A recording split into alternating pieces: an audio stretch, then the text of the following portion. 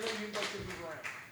I do like to move around. I get you home. Oh, can you? God bless you, Absolutely, dude. Link. It is like 5 seconds worth of work. There you go. Oh, It's just that easy. that changes everything. Hi. You're all so beautiful. I love you all very much. I'm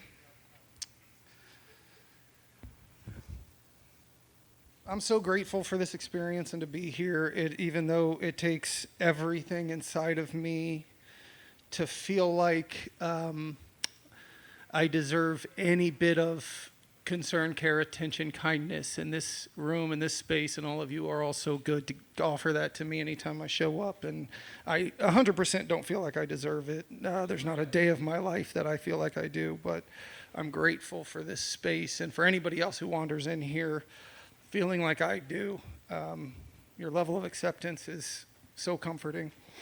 I'm going to share a couple pieces I wrote. I've been so inspired by everybody tonight. My God, Eric, my friend, did he leave? I think he left. My God. I've really been struggling with, a lot of self-loathing, and I feel alone. I think when we feel that way, we feel incredibly alone, and he made me not feel so alone for a moment, so I'm grateful to him sharing. So if anybody knows him, sees him, wanders down the street and looks at him, just let him know Ed said thank you for sharing. Or if he sees this, buddy, thank you. I'm going to share a piece I wrote about identity. I have struggled with identity my whole life, and it's one of those things that I wrestle with, having a lot of self-hatred and self-loathing and trying to convince myself that I'm worthy of life and air and peace and love. And trying to figure out where the mask is and where the lie is and where the truth is and all of that. So I'm going to share this piece I wrote. It's called Person I Am.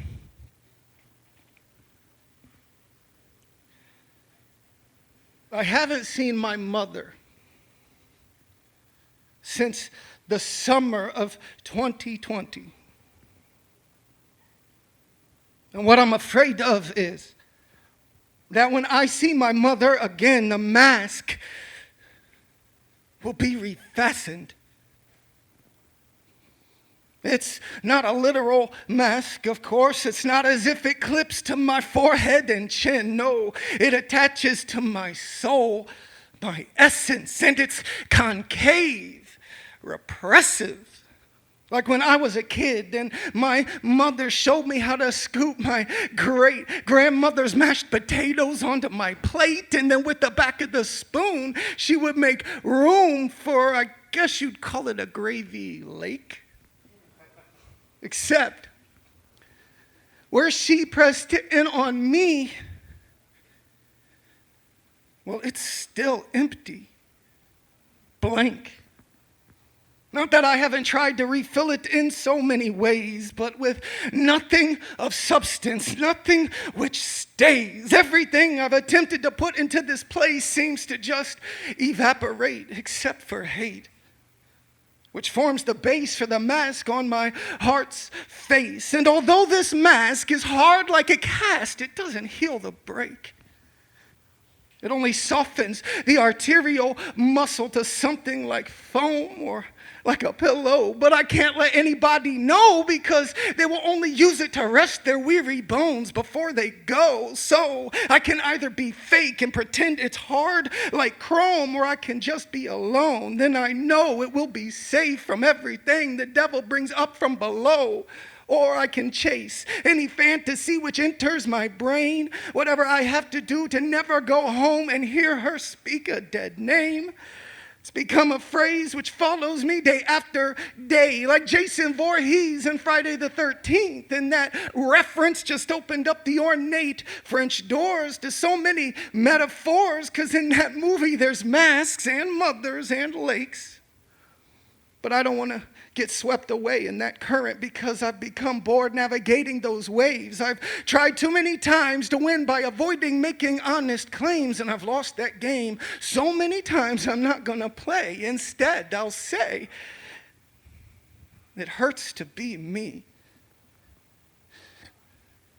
openly, with exposed vulnerabilities, with these strange deformities, this mouth, these cheeks, the weird way my arms crawl out of my sleeves, the odd way my legs hang from my body dangling, only held in place by my broken knees. I feel misshapen and weak, so when I speak, it isn't without a degree of objectivity. In fact, it's almost exclusively from the perspective of everybody I've ever seen, or rather everyone who has seen me, each converged into a single human being, some unconscious identity I've created to look down on me like a god. And when I stumble, they don't spare the rod. Identity isn't even a real thing. From one moment to the next, I can be anybody, and I get lost trying to find me, as if I don't exist, as if the measurements of this planet are off by just an inch, and I'm only ever kind of the person I should have been. I was conceived under duress, under notions of overexposed family portraits, like there's too much light on the surface, but the truth is heavier, more dense. I even miss the pummeling of fists, because that's at least a form of affection. And if I squeeze tightly my eyelids, I swear one knuckle lingered a second, and it almost felt like a caress. I need this. It's good for me to have discipline. It's good for me to believe I'm not worthy of anything. It's good to have accountability and grace. I am split, which makes me something like divinity, like a god am I, equally divided between machismo and femininity, between the known and unknown, between life and death and infinity, between the material and the spiritual, between knowledge, wisdom, and understanding, and underreaction to this world and all of its glorious attractions. And I want to imagine my mother is under some kind of spell, like she's merely being operated by some kind of magic, a sorcerer's contraption. Then I can believe she's no longer tied to everything I hate about myself. And that would be freedom resplendent, not just for a fleeting moment of self-love, but the will of commitment to produce the purest version of me without the hindrance of everything else I could be floating above. I'm only ever going to be the person my mother made me, even if the person I am isn't exactly the man she dreamed I'd become. Thank you all so much.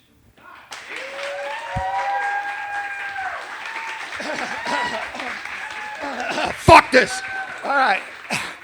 So this incredible human being last night, this incredible human being named Joe Rogan, did a special on Netflix last night. Oh my God, guys, folks, I didn't watch it because why the fuck would I? But also, I read a Variety article breaking down essentially the content, and fuck. So apparently he likened homosexual men to predators, suggesting that, oh, I'm glad cougars exist, like I'm glad gay men exist, but I don't want to be alone with a pack of cougars. What a fucking asshole. He attacked trans people. It's nonsense. Anyway, I've never seen somebody with so much repressed homosexuality and gender dysphoria. This guy struggles because he puts it out there hard. So I'm going to dedicate this next piece to my boy Joe.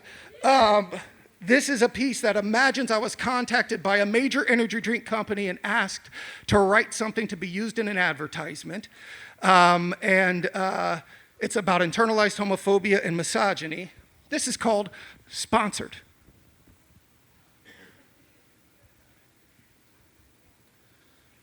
So this guy walks in with a sugar-free Red Bull. I need something like this. Something to help me stay awake and something to help me focus as I waste my day doing something hopeless. What can I say? I'm a glutton for psychological pain. It doesn't matter. I just want one of those. Oh, and a zebra cake. No, I don't want a banana. I'm not fucking gay. I mean, I do find some men too attractive not to lay, but that doesn't mean anything, right? So what if I jerk off to some straight porn as soon as I'm done watching a couple of man-on-man UFC fights? Quit jumping to conclusions. I'm just trying not to be useless. So if this dude comes in, sugar-free Red Bull in hand and says, bro, we should touch tips, I don't want his intent to be fruitless. I'm not religious. I don't have any moral ethics about this. I don't have any problems with letting him ride my throat the way the tree rode Judas. He choked and ended up dripping in all these juices. So what? It's all about the mindset. It's okay if I'm tough and vacant and mildly violent, but it's not okay to let this guy bust his nut on my eyelids. I don't give a fuck. It doesn't make me gay to swallow his cum till my belly's full. I just have to remember to leave a little bit of room for some of that delicious sugar-free Red Bull. It gives you wings. Thank you.